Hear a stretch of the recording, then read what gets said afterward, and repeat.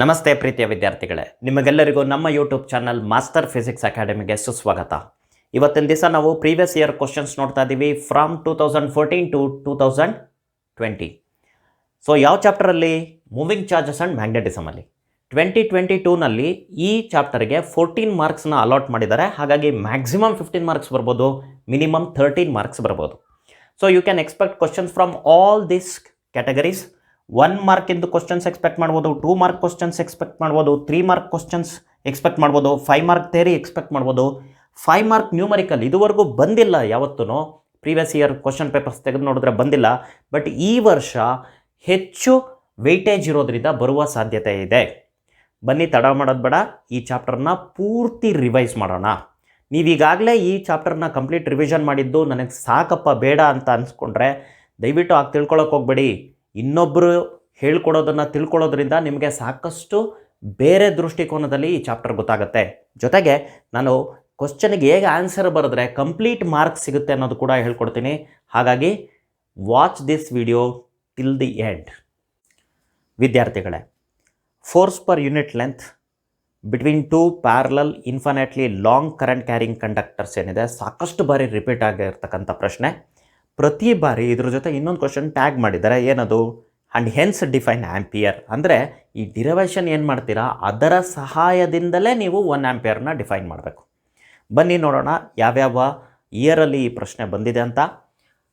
15 supplementary, 16 annual, 16 supplementary, 17 supplementary, 18 supplementary, 20 annual, ಒಟ್ಟಾರೆಯಾಗಿ 6 ಬಾರಿ ಬಂದಿರತಕ್ಕಂಥ ಪ್ರಶ್ನೆ. ಪ್ರತಿ ಸಾರಿನೂ ಆ್ಯಂಪಿಯರ್ ಡೆಫಿನೇಷನ್ನ ಟ್ಯಾಗ್ ಮಾಡಿದ್ದಾರೆ. ಸೊ ಡಯಾಗ್ರಾಮ್ ಈಸಿ ಇದೆ. ಸೊ 2 ಕರೆಂಟ್ ಕ್ಯಾರಿಂಗ್ ಕಂಡಕ್ಟರ್ನ ತೊಗೊಳ್ತೀರಾ. ಒಂದಕ್ಕೆ ಎ ಅಂತ ಹೆಸರು ಇಡ್ತೀರಾ, ಇನ್ನೊಂದಕ್ಕೆ ಬಿ ಅಂತ ಹೆಸರು ಇಡ್ತೀರಾ. ಒಂದರಲ್ಲಿ ಕರೆಂಟ್ ಐ ಎ ಇರುತ್ತೆ, ಇನ್ನೊಂದರಲ್ಲಿ ಕರೆಂಟ್ ಐ ಬಿ ಇರುತ್ತೆ. ಅವುಗಳ ನಡುವೆ ಡಿಸ್ಟೆನ್ಸ್ ಆಫ್ ಸಪರೇಷನ್ ಡಿ ಇರುತ್ತೆ. ಸೊ ಇದಾದ ಬಳಿಕ ಥಿಯರಿ ಬರೀತೀರಾ, ಏನು ಹೇಳಿದ್ದೀನೋ ಅದನ್ನೇ ಬರೀತೀರಾ. Next consider a portion of conductor B of length L as shown. ಅಂದರೆ ಬಿ ಕಂಡಕ್ಟರ್ ಮೇಲೆ ಒಂದು ಪೋರ್ಷನ್ನ ಕನ್ಸಿಡರ್ ಮಾಡ್ತೀರಾ, ಅದರ ಲೆಂತ್ ಎಷ್ಟು ಇರಬೇಕು? L. At all points on B there exist magnetic field generated by A given by. So B ಅಲ್ಲಿರ್ತಕ್ಕಂಥ ಎಲ್ಲ ಪಾಯಿಂಟ್ಸ್ ಮೇಲೂ ಮ್ಯಾಗ್ನೆಟಿಕ್ ಫೀಲ್ಡ್ ಇರುತ್ತೆ. ಅದನ್ನು ಜನರೇಟ್ ಮಾಡಿರೋದು ಯಾರು? ಎ. ನಮ್ಗೆ ಗೊತ್ತಿದೆ ಕರೆಂಟ್ ಕ್ಯಾರಿಂಗ್ ಕಂಡಕ್ಟರಿಂದ ಮ್ಯಾಗ್ನೆಟಿಕ್ ಫೀಲ್ಡ್ ಬರುತ್ತೆ ಅಂತ. ಸೊ ಏನಲ್ಲಿ ಕರೆಂಟ್ ಇದೆ, ಹಾಗಾಗಿ ಅದು ಮ್ಯಾಗ್ನೆಟಿಕ್ ಫೀಲ್ಡ್ನ ಪ್ರೊಡ್ಯೂಸ್ ಮಾಡುತ್ತೆ. ಎಷ್ಟು ಅನ್ನೋದು ನಾವು ಈಗಾಗಲೇ ತಿಳ್ಕೊಂಡಿದ್ದೀವಿ. ಅದರ ಫಾರ್ಮುಲಾ ಏನು? Magnetic field due to A is equal to mu naught current through A, that is I A divided by 2π into distance. Distance ಎಷ್ಟಿದೆ ಇಲ್ಲಿ? ಡಿ. ಸೊ ಇದು ಈಕ್ವೇಷನ್ 1 ಆಗುತ್ತೆ. Its direction is as shown. So right hand thumb rule ಪ್ರಕಾರ ಅದರ direction ಏನಾಗಿರುತ್ತೆ? Downwards ಇರುತ್ತೆ. ಅದನ್ನು ಕೂಡ ಡಯಾಗ್ರಾಮಲ್ಲಿ ತೋರಿಸ್ಬಿಟ್ಟಿದ್ದೀವಿ. Next, because of this magnetic field there exist force on considered portion of the conductor be given by. So ನಮ್ಗೆ ಈಗಾಗಲೇ ಗೊತ್ತಿದೆ ಕರೆಂಟ್ ಕ್ಯಾರಿಂಗ್ ಕಂಡಕ್ಟರ್ನ ಮ್ಯಾಗ್ನೆಟಿಕ್ ಫೀಲ್ಡ್ ಇರ್ತಕ್ಕಂಥ ರೀಜನಲ್ಲಿ ಇಟ್ಟರೆ ಅದ್ರ ಮೇಲೆ ಫೋರ್ಸ್ ಎಕ್ಸ್ಪೀರಿಯನ್ಸ್ ಆಗುತ್ತೆ ಅಂತ. ಅದಕ್ಕೂ ಫಾರ್ಮುಲಾ ಗೊತ್ತಿದೆ, ಅದನ್ನು ಬರ್ಕೊಳ್ತಾ ಇದ್ದೀನಿ. ಎಫ್ ಬಿ ಎ ಅಂದ್ರೇನು? Force acting on conductor B due to A. So ನಮ್ಗೆ ಗೊತ್ತಿರೋ ಫಾರ್ಮುಲಾ ಏನು? Current into length into magnetic field. So current ಯಾವುದ್ರಲ್ಲಿರೋದು? ಬಿನಲ್ಲಿ. ಲೆಂತ್ ಯಾವ್ದ್ರ ತೊಗೊಳ್ಬೇಕು? ಬಿದು. ಮ್ಯಾಗ್ನೆಟಿಕ್ ಫೀಲ್ಡ್ ಜನರೇಟ್ ಮಾಡಿರೋದು ಯಾರು? ಎ. ಹಾಗಾಗಿ ಬಿ ಎ ಅಂತ ಬರ್ತಿದ್ದಾರೆ ಇಲ್ಲಿ. ಸೊ ಬಟ್ ಬಿ ಎಗೆ ಎಕ್ಸ್ಪ್ರೆಷನ್ ಈಗಾಗಲೇ ಬರೆದಿದ್ದೀವಿ, ಅದನ್ನು ಇಲ್ಲಿ ಸಬ್ಸ್ಟಿಟ್ಯೂಟ್ ಮಾಡಿ ಸ್ವಲ್ಪ ರಿಅರೇಂಜ್ ಮಾಡ್ತಿದ್ದೀವಿ ಚೆನ್ನಾಗಿ ಕಾಣಿಸ್ಲಿ ಅಂತ. ಸೊ ಅವಾಗ ಏನಾಗುತ್ತೆ? F B A is equal to mu naught I A I B divided by 2π d into length L. So this is equation number 3. But question ಏನಕ್ಕೆ ಕೇಳಿದ್ದು? Force per unit length. ನಾವು force ಕಂಡಿಡಿದ್ವಿ ಇಷ್ಟು length ಮೇಲೆ ಎಷ್ಟಿರುತ್ತೆ ಅಂತ, but ನಮಗೆ per unit length ಬೇಕು. ಸೊ ಅದಕ್ಕೂ ಮುಂಚೆ which is directed towards conductor A, attractive ಆಗಿರುತ್ತೆ ಈ ನೇಚರ್ ಅಂತ ತೋರಿಸ್ಕೊಟ್ಟಿದ್ದೀವಿ ಡಯಾಗ್ರಾಮಲ್ಲಿ. So force per unit length ಅಂದರೆ ಏನಾಯ್ತು ಅಲ್ಲಿಗೆ? Consider force per unit length of the conductor ಅಂದರೆ divided by length of the conductor ಮಾಡಬೇಕು. ಮಾಡಿದ್ದೀನಿ. ಸೊ ಸಿಂಬಲ್ ಚೇಂಜ್ ಆಗಿದೆ ನೋಡಿ, ಸ್ಮಾಲ್ ಲೆಟರ್ ಇದು ಎಫ್, ಇಲ್ಲಿ ಕ್ಯಾಪಿಟಲ್ ಲೆಟರ್ ಇತ್ತು. ಸೊ ಡಿವೈಡೆಡ್ ಬೈ ಎಲ್ ಮಾಡಿದ್ರೆ ಸ್ಮಾಲ್ ಲೆಟರ್ ಬಂದಿದೆ. ಸೊ ಫೈನಲ್ ಆಗಿ ಏನು ಎಕ್ಸ್ಪ್ರೆಷನ್ ಬಂದಿದೆ? Mu naught I A I B divided by 2π d. ಇದಾದಮೇಲೆ ಒಂದು ಕನ್ಕ್ಲೂಷನ್ನ ನೀವು ಮಾಡಬೇಕಾಗತ್ತೆ ಇಲ್ಲಿ. ಏನದು ಅಂದರೆ, ನೀವೇನು ಮಾಡಿದ್ರಿ? ಏನಲ್ಲಿರೋ ಕರೆಂಟಿಂದ ಬಿ ಮೇಲೆ ಮ್ಯಾಗ್ನೆಟಿಕ್ ಫೀಲ್ಡ್ ಬಂತು, ಹಾಗಾಗಿ ಬಿಗೆ ಫೋರ್ಸ್ ಎಕ್ಸ್ಪೀರಿಯನ್ಸ್ ಆಯಿತು. ಅದನ್ನು ರಿವರ್ಸ್ ಆಗಿ ಮಾಡಿದರೆ ಏನಲ್ಲಿ ಕರೆಂಟ್ ಹೋಗ್ತಾ ಇದೆ, ಬಿಯಿಂದ ಪ್ರೊಡ್ಯೂಸ್ ಆಗಿರುವ ಮ್ಯಾಗ್ನೆಟಿಕ್ ಫೀಲ್ಡಿಂದ ಅದ್ರ ಮೇಲೆ ಫೋರ್ಸ್ ಬರ್ತಾ ಇದೆ. ಸೊ ಈ ಥರ ಮಾಡಿದರೆ ಅವಾಗಲೂ ಕೂಡ ಇದೇ ಎಕ್ಸ್ಪ್ರೆಷನ್ ಬರುತ್ತೆ ಅಂತ ನೀವು ಹೇಳಿ ಕನ್ಕ್ಲೂಡ್ ಮಾಡಬೇಕು. Same formula holds good for force per unit length on conductor A due to conductor B. So same ಫಾರ್ಮುಲಾನೇ ಬರುತ್ತೆ. ಏನೂ ತಪ್ಪಾಗಲ್ಲ ಅಂತ ನಾವು ಹೇಳಬೇಕು. ಸೊ ಇಲ್ಲಿಗೆ ಡಿರವೇಷನ್ ಮುಗ್ದಿದೆ, 4 ಮಾರ್ಕ್ಸ್ ಪಕ್ಕ ಆಗಿದೆ. ನೆಕ್ಸ್ಟ್ ಏನು ಹೇಳ್ಬೇಕು, ನೀವು 1 ಆಂಪಿಯರ್ ಡಿಫೈನ್ ಮಾಡಬೇಕು. ತುಂಬ ಟೆಕ್ನಿಕಲ್ ಆಗಿದೆ, ಯಾವ ಕೀವರ್ಡ್ಸು ಬಿಡಬೇಡಿ, ಕರೆಕ್ಟಾಗಿ ಎಕ್ಸ್ಪ್ಲೈನ್ ಮಾಡ್ತೀನಿ, ಕೇಳಿಸ್ಕೊಳ್ಳಿ. The ampere is the value of that steady current. 1 ampere ಅಂತಕ್ಕಂಥದ್ದು ಆ steady current when maintained in each of the 2 very long straight parallel conductors.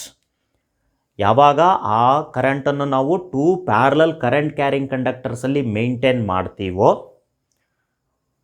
Placed 1 metre apart in vacuum, which are 1 metre ಅಪಾರ್ಟಲ್ಲಿ place ಮಾಡಿದ್ದಾರೆ ವ್ಯಾಕ್ಯೂಮಲ್ಲಿ, would produce on each of these conductors a force equal to 2 × 10⁻⁷ newton per unit length. ಹೀಗಾದ ಪಕ್ಷದಲ್ಲಿ ಅವುಗಳ ನಡುವೆ force per unit length ಎಷ್ಟಿರ್ತದೆ? 2 × 10⁻⁷ newton per metre. So ಇದು technical ಆಗಿ ಡಿಫೈನ್ ಮಾಡ್ತಕ್ಕಂಥದ್ದು 1 ಆಂಪಿಯರ್. ಇದನ್ನು ಕನ್ಕ್ಲೂಡ್ ಮಾಡಿದ್ರೆ, ನೀವು ಇದನ್ನು ಕಂಪ್ಲೀಟಾಗಿ ಬರೆದ್ರೆ 5 ಮಾರ್ಕ್ಸ್ ಸಿಗುತ್ತೆ. ವಿದ್ಯಾರ್ಥಿಗಳೇ, ಇದೇ ಕಾನ್ಸೆಪ್ಟ್ ಮೇಲೆ ಇನ್ನೆರಡು ಪ್ರಶ್ನೆ ಬಂದಿದೆ.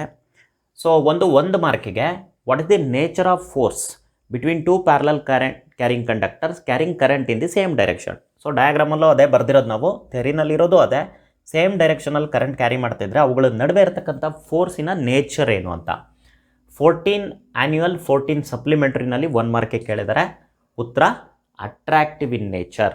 ಸೊ ಇಲ್ಲಿ ಬಂದಿದೆಯಲ್ಲ, ಅದು ಅಟ್ರಾಕ್ಟಿವ್ ಫೋರ್ಸ್ ಅಥವಾ ಅಟ್ರಾಕ್ಟಿವ್ ಇನ್ ನೇಚರ್ ಅಂತ ಬರೀತೀರಾ. ಸೊ ಅದಕ್ಕೆ 1 ಮಾರ್ಕ್. ಇನ್ನೊಂದು ಸತಿ 19 ಆ್ಯನ್ಯುವಲಲ್ಲಿ 3 ಮಾರ್ಕಿಗೆ ಎಕ್ಸ್ಪ್ರೆಷನ್ ಬರೀರಿ, ಫೋರ್ಸ್ ಪರ್ ಯೂನಿಟ್ ಲೆಂತ್ಗೆ ಎಕ್ಸ್ಪ್ರೆಷನ್ ಬರೀರಿ, ಜೊತೆಗೆ ಆಂಪಿಯರ್ನ ಡಿಫೈನ್ ಮಾಡಿ ಅಂತ ಕೇಳ್ತಾ ಇದ್ದಾರೆ. ಸೊ ಈ ಎಕ್ಸ್ಪ್ರೆಷನ್ ಬರೀಬೇಕು ನೀವು, μ0IA/IB/2πd. ಇಷ್ಟಕ್ಕೆ ಮಾರ್ಕ್ಸ್ ಬರೋಲ್ಲ, ಚೆನ್ನಾಗಿ ತಿಳ್ಕೊಳ್ಳಿ. ನೀವು ಟರ್ಮ್ಸ್ನ ಎಕ್ಸ್ಪ್ಲೈನ್ ಮಾಡಬೇಕು. μ0 ಅಂದ್ರೇನು? Permeability of free space. IA ಅಂದ್ರೇನು? Current through the first conductor. IB ಅಂದ್ರೇನು? Current through the second conductor. D ಅಂದರೆ perpendicular distance between the conductors. ಇಷ್ಟನ್ನು ಹೇಳಿದ್ರೆ ನಿಮ್ಗೆ 2 ಮಾರ್ಕ್ಸ್ ಬಂತು. ಆಂಪಿಯರ್ನ ಡಿಫೈನ್ ಮಾಡಿದ್ರೆ ಇನ್ನೊಂದು ಮಾರ್ಕ್ಸ್ ಬಂತು. ವಿದ್ಯಾರ್ಥಿಗಳೇ, ಈ ಚಾಪ್ಟ್ರಲ್ಲಿ 5 ಮಾರ್ಕ್ಸಿಗೆ 2 ಡಿರವೇಷನ್ ಬಂದಿರೋದು. ಒಂದು ಫೋರ್ಸ್ ಪರ್ ಯೂನಿಟ್ ಲೆಂತ್, ಇನ್ನೊಂದು magnetic field due to circular current loop. ಈಗ 2ನೇ ಪ್ರಶ್ನೆನ ನಾನು ಡಿಸ್ಕಸ್ ಮಾಡ್ತಾ ಇದ್ದೀನಿ. Obtain the expression for magnetic field at any point on the axis of the current carrying circular loop ಅಂತ ಅರ್ಥ ಬರೋ ಥರ ಬೇರೆ ಬೇರೆ ರೀತಿಯಲ್ಲಿ ಕೇಳಿದ್ದಾರೆ. ನಿಮ್ಮ ಪ್ರಶ್ನೆ ಪತ್ರಿಕೆ ನೋಡಿದ್ರೆ ಯಾವ್ಯಾವ ರೀತಿಯಲ್ಲಿ ಕೇಳಿದ್ದಾರೆ ಅಂತ ಗೊತ್ತಾಗುತ್ತೆ.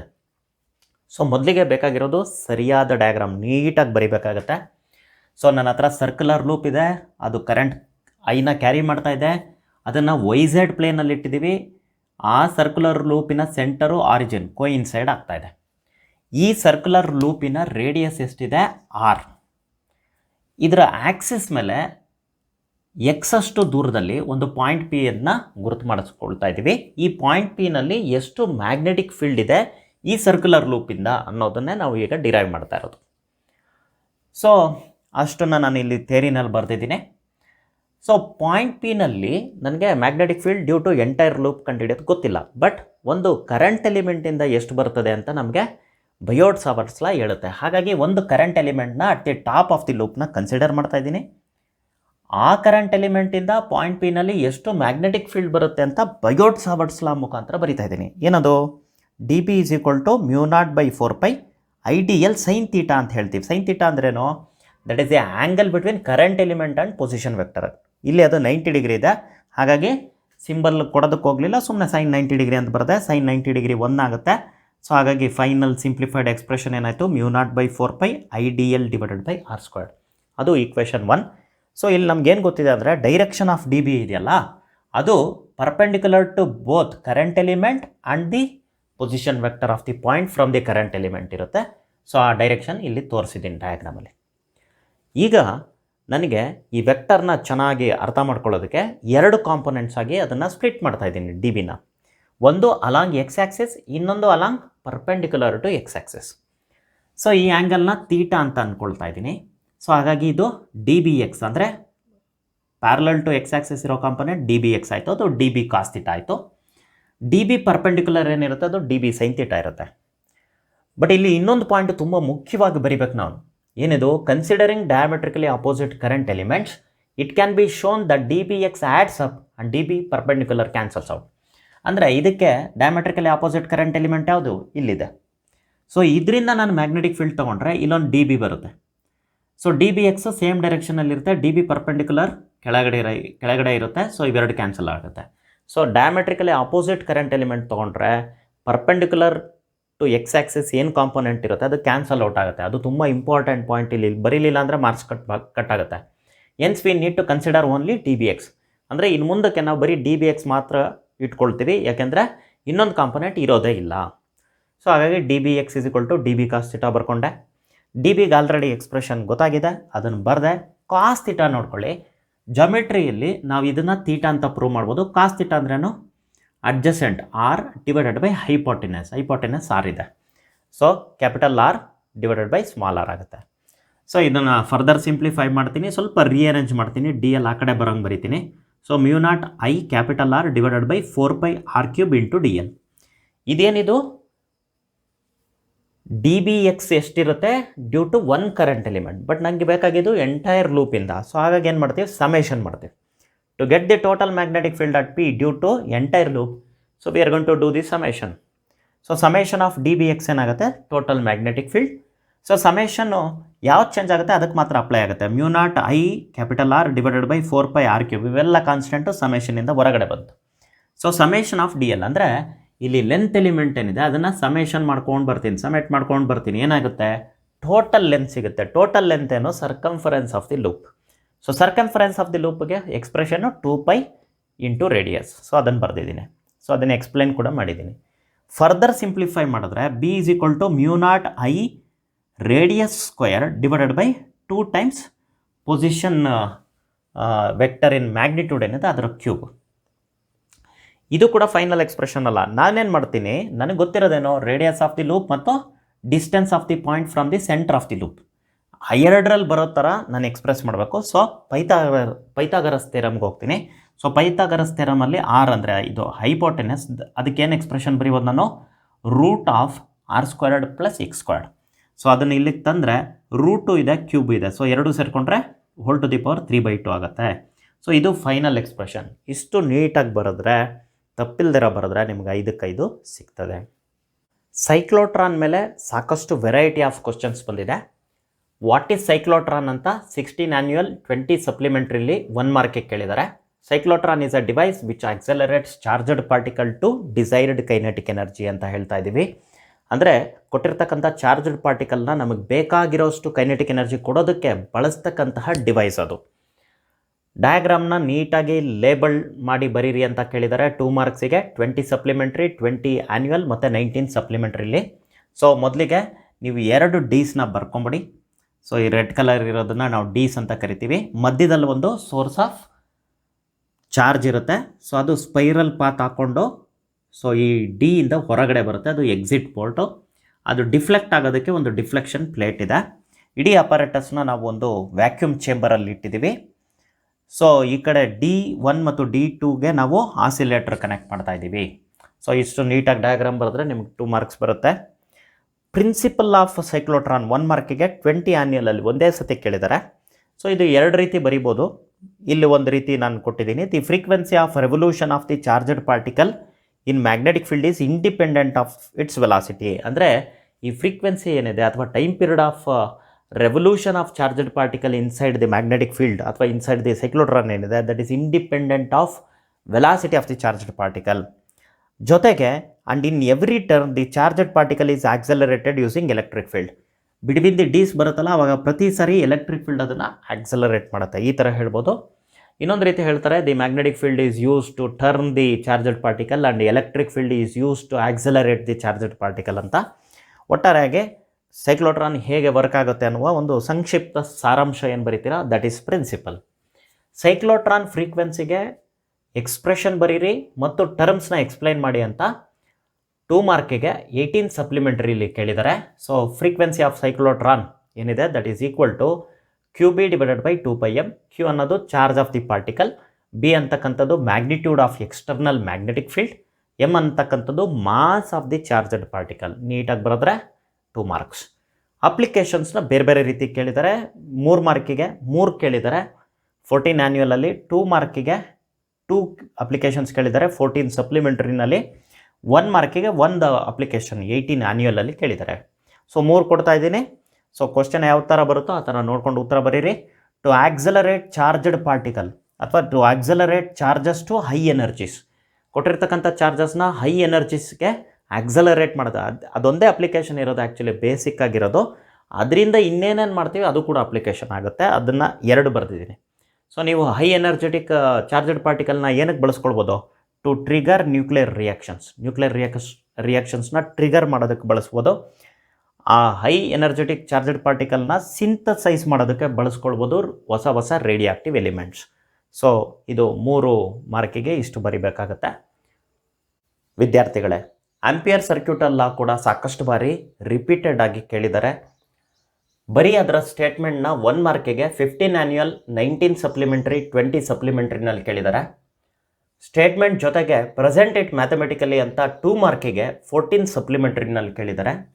ಸ್ಟೇಟ್ಮೆಂಟ್ ಜೊತೆಗೆ magnetic field due to long current carrying ಕಂಡಕ್ಟರ್ನ ಎಕ್ಸ್ಪ್ರೆಷನ್ನ ಒಪ್ಟೈನ್ ಮಾಡಿ ಅಂತ 3 ಮಾರ್ಕ್ಸಿಗೆ 15 ಸಪ್ಲಿಮೆಂಟ್ರಿ ಮತ್ತು 18 ಆ್ಯನ್ಯುಯಲಲ್ಲಿ ಕೇಳಿದ್ದಾರೆ. ಬರೀ ಸ್ಟೇಟ್ಮೆಂಟ್ ಕೇಳಿದರೆ ನಿಮಗೆಲ್ಲ ಗೊತ್ತಿದೆ ಏನು ಬರಿಬೇಕು ಅಂತ. The line integral of magnetic field around a closed loop enclosing arbitrary open surface is μ0 times the total current passing through the surface. So ಅವ್ರು ಕೇಳದೆ ಇರಲಿ, 1 ಮಾರ್ಕಿಗಿರಲಿ 2 ಮಾರ್ಕಿಗಿರಲಿ, ಯಾವುದೇ ಲಾ ಇದ್ದರೆ ಅದಕ್ಕೆ ಮ್ಯಾಥಮೆಟಿಕಲ್ ಫಾರ್ಮ್ ಇದ್ದರೆ ಬರೀರಿ. ಅದನ್ನು ಡಿಫಾಲ್ಟ್ ಮಾಡ್ಕೊಂಬಿಡಿ, ಮ್ಯಾಂಡೇಟರಿ ಮಾಡ್ಕೊಂಬಿಡಿ. ಸೊ ಇಲ್ಲಿ ಮ್ಯಾಥಮೆಟಿಕಲ್ ಫಾರ್ಮ್ ಏನಿದೆ, ಸೊ ಈ ಥರ ಬರೀತೀರಾ. Line integral of magnetic field around a closed loop is equal to μ0 times current enclosed. So ಈಗ ಡಿರೈವೇಷನ್, ಇದು ಮ್ಯಾಥಮೆಟಿಕಲ್ ಸ್ಟೆಪ್ಸ್ ಕಡಿಮೆ ಇದೆ, ಬಟ್ ಥಿಯರಿ ಜಾಸ್ತಿನೇ ಇದೆ. ಓಕೆ, ನೀಟಾಗಿ ಬರೀಬೇಕಾಗತ್ತೆ. ನಮ್ಮ ಹತ್ರ infinitely long straight current carrying conductor ಇದೆ. ಅದರಿಂದ ಎಷ್ಟು ಮ್ಯಾಗ್ನೆಟಿಕ್ ಫೀಲ್ಡ್ ಬರುತ್ತೆ ಅಟ್ ಸಮ್ ಡಿಸ್ಟೆನ್ಸ್ ಅನ್ನೋದನ್ನು ನಾವೀಗ ಡಿರೈವ್ ಮಾಡಬೇಕಾಗಿದೆ. ಸೊ ಅದಕ್ಕೋಸ್ಕರ ನಮಗೆ ಅಟ್ ಎ ಡಿಸ್ಟೆನ್ಸ್ ಆರಲ್ಲಿ ಮ್ಯಾಗ್ನೆಟಿಕ್ ಫೀಲ್ಡ್ ಬೇಕಾಗಿರೋದ್ರಿಂದ ನಾವೊಂದು ಸರ್ಕ್ಯುಲರ್ ಆಂಪಿಯರ್ ಲೂಪ್ನ ಚೂಸ್ ಮಾಡ್ತಾ ಇದ್ದೀವಿ. ಅದರ ಸೆಂಟರ್ ವೈರ್ ಮೇಲೆ ಇರುತ್ತೆ, ರೇಡಿಯಸ್ ಆರಲ್ಲಿ ಇರುತ್ತೆ. ಸೊ ನಮಗೆ ಬೈ ಸಿಮಿಟ್ರಿ ಏನು ಗೊತ್ತು ಅಂದರೆ, magnetic field along this loop ಏನಿದೆ ಅದು ಟ್ಯಾಂಜೆನ್ಷಿಯಲ್ ಅಟ್ ಎವ್ರಿ ಪಾಯಿಂಟ್ಸ್ ಇರುತ್ತೆ ಮತ್ತು ಸೇಮ್ ಇನ್ ಮ್ಯಾಗ್ನಿಟ್ಯೂಡ್ ಇರುತ್ತೆ. ಸೊ ಇಲ್ಲೊಂದು small length element of the ಲೂಪ್ನ ತೊಗೊಳ್ತಾ ಇದ್ದೀನಿ. ಅದರ ಲೆಂತ್ DL ಇದೆ. ಸೊ ಅದು ವೆಕ್ಟರ್ ಥರ ತೊಗೊಳ್ಬೇಕು ನಾನು. ಓಕೆ, ಸೊ ಅಷ್ಟನ್ನು ನಾನು ಇಲ್ಲಿ ಥಿಯರಿನಲ್ಲಿ ಬರೆದಿದ್ದೀನಿ. Consider a straight infinite current carrying wire, let I be the current through it. Such a wire has cylindrical symmetry in producing magnetic field. So ಅದು first part of the theory ಆಯಿತು.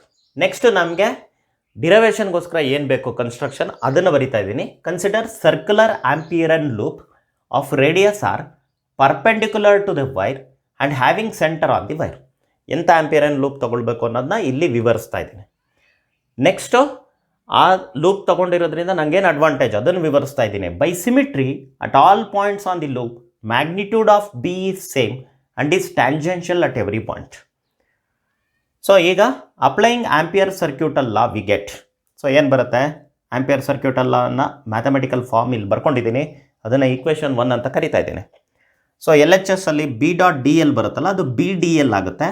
ಯಾಕೆಂದರೆ expand ಮಾಡಿದ್ರೆ BDL cos θ ಬರಬೇಕು, but θ is 0. ಯಾಕೆಂದರೆ ನೋಡ್ಕೊಳ್ಳಿ, length element tangential ಆಗಿದೆ, magnetic field ಕೂಡ tangential ಆಗಿದೆ. ಹಾಗಾಗಿ θ 0 ಬರುತ್ತೆ, cos θ 1 ಆಗುತ್ತೆ. I enclosed ಅಂದರೆ ಈ ಲೂಪಲ್ಲಿ ಎಷ್ಟು ಕರೆಂಟ್ ಎನ್ಕ್ಲೋಸ್ ಆಗಿದೆ, only 1 current wire is there. So I enclosed is that just I.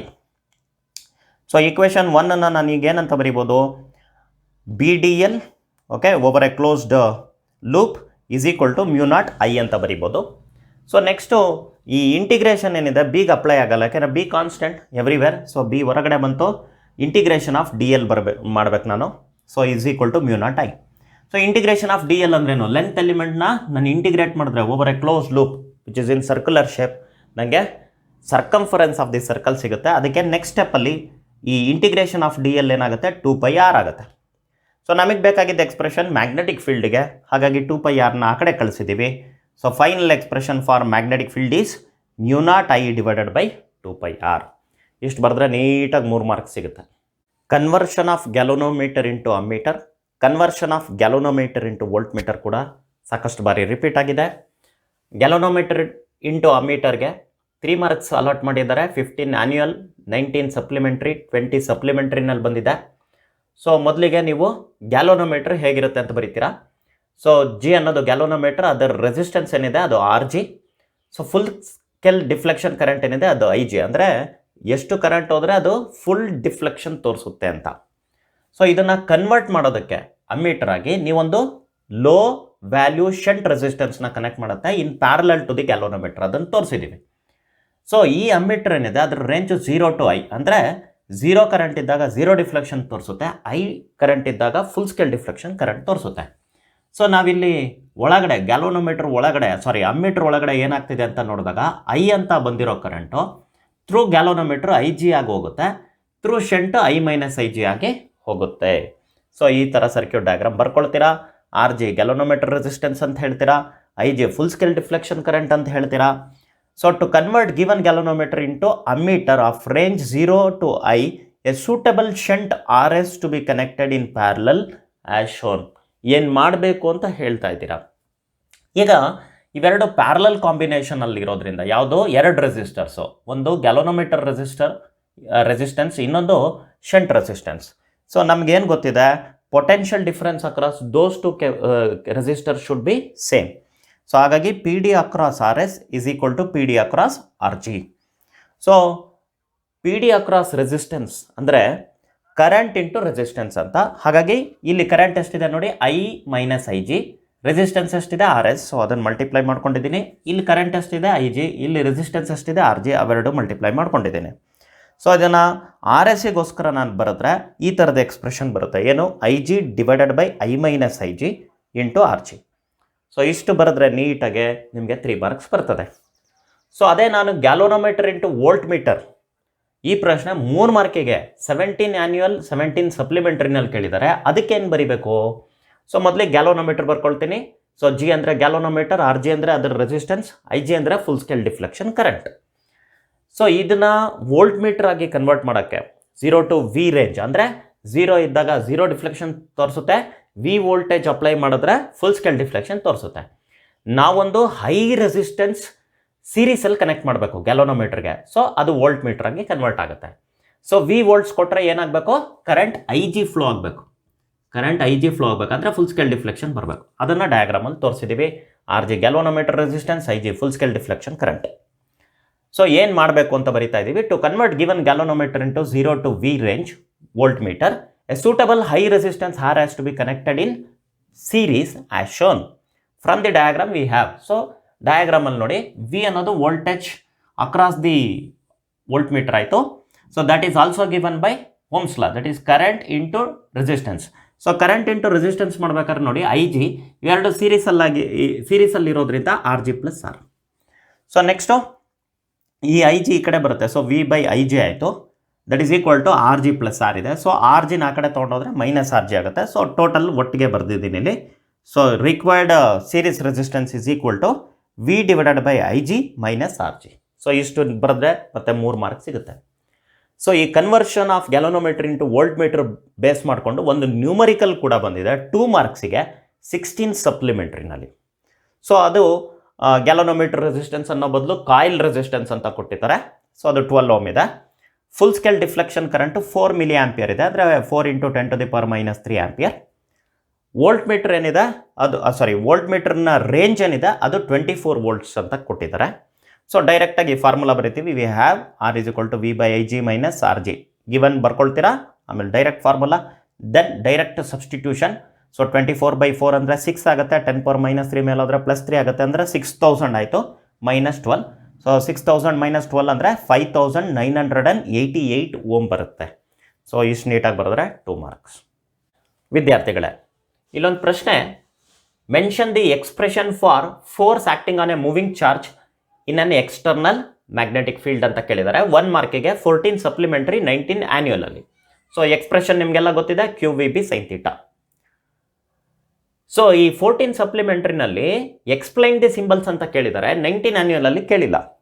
ಇಲ್ಲೊಂದು ಎಚ್ಚರಿಕೆಯ ವಿಷಯ ನಾನು ನಿಮ್ಗೆ ಹೇಳ್ತಾ ಇದ್ದೀನಿ, ಅವ್ರಿಗೂ 1 ಮಾರ್ಕಿಗೆ ಕೇಳಲಿ 2 ಮಾರ್ಕಿಗೆ ಕೇಳಲಿ ಫಾರ್ಮುಲಾನ ಅವರು ಸಿಂಬಲ್ಸನ್ನ ಎಕ್ಸ್ಪ್ಲೈನ್ ಮಾಡಿ ಇಲ್ಲ ಏನು ಕೇಳಿಲ್ಲ ಅಂತ ಇಟ್ಕೊಳ್ಳಿ, ಬಟ್ ಮ್ಯಾಂಡೇಟರಿಯಾಗಿ ನೀವು ಸಿಂಬಲ್ಸ್ನ ಎಕ್ಸ್ಪ್ಲೈನ್ ಮಾಡಿ. ಅದರ್ವೈಸ್ ಅದು ಕ್ವಶನ್ ಆನ್ಸರ್ ಏನಿದೆ ಇನ್ಕಂಪ್ಲೀಟ್ ಆಗಿಬಿಡುತ್ತೆ. ಸೊ ಅದೇನೇ ಆಗಿರಲಿ ನೀವು ಸಿಂಬಲ್ಸ್ನ ಎಕ್ಸ್ಪ್ಲೈನ್ ಮಾಡೋದು ಮ್ಯಾಂಡೇಟರಿ ಮಾಡ್ಕೊಂಬಿಡಿ. ಸೊ ಎಕ್ಸ್ಪ್ಲೈನ್ ಮಾಡ್ತಾ ಇದ್ದೀನಿ ನಾನು. ಕ್ಯೂ ಅಂದರೆ charge of the moving particle, V ಅಂದರೆ velocity of the charged particle, B ಅಂದರೆ ಎಕ್ಸ್ಟರ್ನಲ್ ಮ್ಯಾಗ್ನೆಟಿಕ್ ಫೀಲ್ಡ್, ಥೀಟಾ ಅಂದರೆ ಆಂಗಲ್ ಬಿಟ್ವೀನ್, ನೋಡ್ಕೊಳ್ಳಿ, velocity vector and magnetic field vector. So ಅದೇ 14 ಸಪ್ಲಿಮೆಂಟ್ರಿನಲ್ಲಿ ಇನ್ನೊಂದು ಕ್ವಶನ್ ಟ್ಯಾಗ್ ಮಾಡಿದ್ದಾರೆ, when this force is maximum, ಈ force ಯಾವಾಗ ಮ್ಯಾಕ್ಸಿಮಮ್ ಆಗುತ್ತೆ ಅಂತ. ಇದೇ ಕ್ವಶನ್ನ ಇಂಡಿವಿಜುವಲ್ ಆಗಿ 16 ಸಪ್ಲಿಮೆಂಟ್ರಿ ಮತ್ತು 19 ಸಪ್ಲಿಮೆಂಟ್ರಿನಲ್ಲೂ ಕೂಡ ಕೇಳಿದ್ದಾರೆ. ಸೊ ಭಾಳಷ್ಟು ವಿದ್ಯಾರ್ಥಿಗಳು ಇದಕ್ಕೆ ಏನು ಉತ್ತರ ಬರೀತಾರೆ, when theta is equal to 90 degree. ಅದಕ್ಕೆ ಮಾರ್ಕ್ಸ್ ಹೆಂಗೆ ಕೊಡೋದು, ಥೀಟಾ ಅನ್ನೋದು ಏನು ಅಂತ ನೀವು ಎಕ್ಸ್ಪ್ಲೈನ್ ಮಾಡಿದೆ ನಮ್ಮ ಮಾರ್ಕ್ಸ್ ಹೇಗೆ ಕೊಡೋಕ್ಕಾಗತ್ತೆ. ಹಾಗಾಗಿ ನೀವು ಆ ಥರ ಆನ್ಸರ್ ಬರೆದ್ರೆ ವಾಟ್ ಈಸ್ ಥೀಟಾ ಅಂತ ಬರೀಬೇಕು. ಥೀಟಾನ ಇಲ್ಲಿ ಎಕ್ಸ್ಪ್ಲೈನ್ ಮಾಡಿದ್ದಾನಲ್ಲ, ಥೀಟಾ ಅನ್ನೋದು ಏನು ಅಂತ ಬರೀಬೇಕು. ಅದಕ್ಕಿಂತ better version of the answer ಏನಪ್ಪ ಅಂದರೆ, when velocity of the charged particle and magnetic field are perpendicular to each other, ಅವೆರಡು ಪರ್ಪೆಂಡಿಕ್ಯುಲರ್ ಆಗಿದ್ದಾಗ ಮ್ಯಾಕ್ಸಿಮಮ್ ಫೋರ್ಸ್ ಬರುತ್ತೆ. ಓಕೆ, ಥೀಟಾ 90 ಡಿಗ್ರಿ ಅಂದರೆ ಸೈನ್ 91 ಆಗುತ್ತೆ, ಮ್ಯಾಕ್ಸಿಮಮ್ ಬರುತ್ತೆ. ಸೊ ನೆಕ್ಸ್ಟು 15 ಸಪ್ಲಿಮೆಂಟ್ರಿನಲ್ಲಿ 1 ಮಾರ್ಕಿಗೆ ಕಾನ್ಸೆಪ್ಚುಯಲ್ ಕ್ವಶನ್ ಕೇಳಿದ್ದಾರೆ, when the charged particle is moving along the external electric field, what the nature of path ಅಂತ. ಸೊ ಈ ಚಾರ್ಜಡ್ ಪಾರ್ಟಿಕಲ್ಲು ಎಲೆಕ್ಟ್ರಿಕ್ ಫೀಲ್ಡಿಗೆ ಅಲಾಂಗ್ ಆಗಿ ಹೋಗ್ತಾ ಇದೆ, ಅದೇ ಡೈರೆಕ್ಷನಲ್ಲಿ ಹೋಗ್ತಾ ಇದೆ. ಅದು ಪಾಸಿಟಿವ್ ಚಾರ್ಜ್ ಆದರೆ ಅಕ್ಸಲರೇಟ್ ಹಾಕೊಂಡು ಹೋಗುತ್ತೆ, ನೆಗೆಟಿವ್ ಚಾರ್ಜ್ ಆದರೆ ಡಿಸಲರೇಟ್ ಹಾಕೊಂಡು ಹೋಗುತ್ತೆ.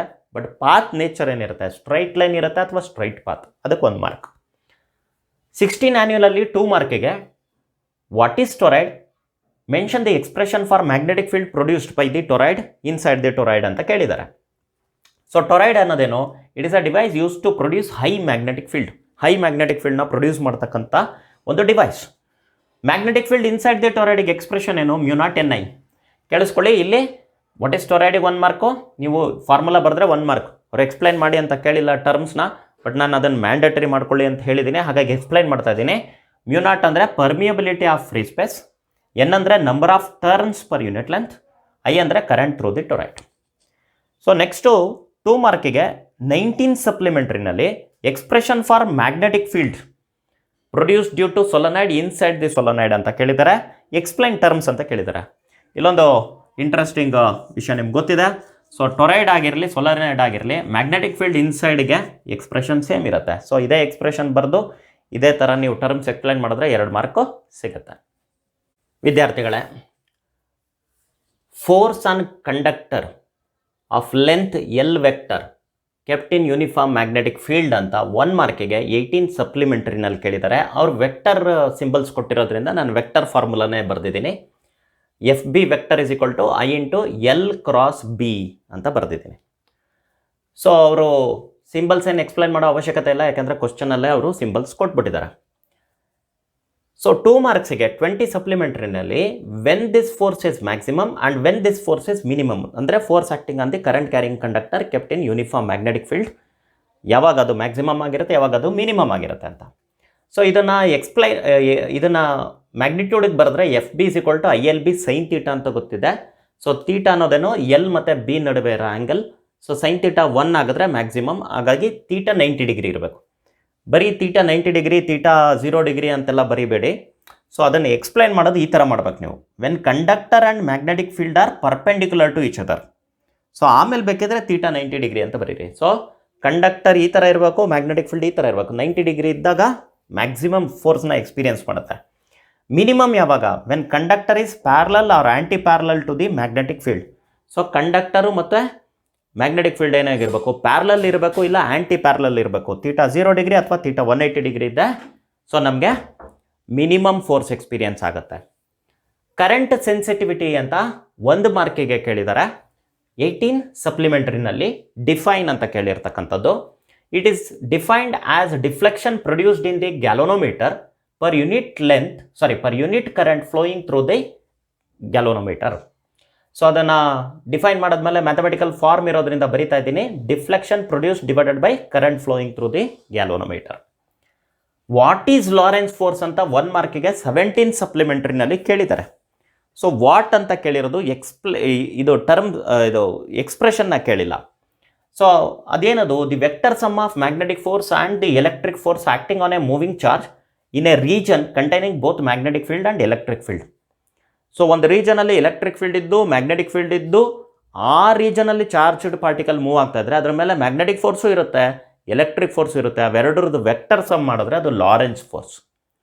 ಇಲ್ಲೊಂದು ನ್ಯೂಮರಿಕಲ್ ಬಂದಿದೆ, ಯಾವ ಇಯರಲ್ಲಿ ಅಂದರೆ 20 ಆ್ಯನ್ಯುಯಲಲ್ಲಿ 2 ಮಾರ್ಕ್ಸಿಗೆ. ಸೊ ಸಿಂಪಲ್ ನ್ಯೂಮರಿಕಲ್ ಇದೆ. ಸೊ ಒಂದು ರೀಜನಲ್ಲಿ crossed electric field and magnetic field ಇದೆ. ಎಲೆಕ್ಟ್ರಿಕ್ ಫೀಲ್ಡ್ 5 × 10⁻³ ಜೆ ಕ್ಯಾಪ್ ಅಂದರೆ ಅಲಾಂಗ್ ವೈ ಆಕ್ಸಿಸ್ ಇದೆ, ನ್ಯೂಟನ್ ಪರ್ ಕೂಲಮ್.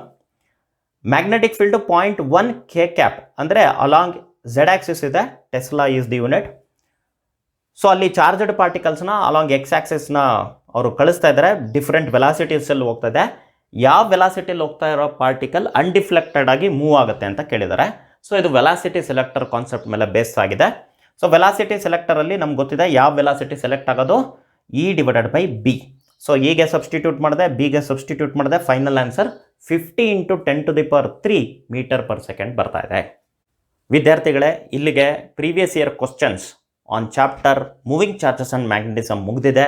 ನಿಮ್ಮೆಲ್ಲರಿಗೂ ಈ ವಿಡಿಯೋ ಇಷ್ಟ ಆಗಿದೆ ಅಂತ ಅಂದ್ಕೊಳ್ತೀನಿ. ಇಷ್ಟ ಆಗಿದ್ದರೆ ಲೈಕ್ ಮಾಡಿ ಮತ್ತು ನಿಮ್ಮ ಫ್ರೆಂಡ್ಸ್ಗೆ ಶೇರ್ ಮಾಡಿ. ನಮ್ಮ ಚಾನಲ್ನ ಹೀಗೆ ಸಪೋರ್ಟ್ ಮಾಡ್ತಾ ಇರಿ. Thank you for watching.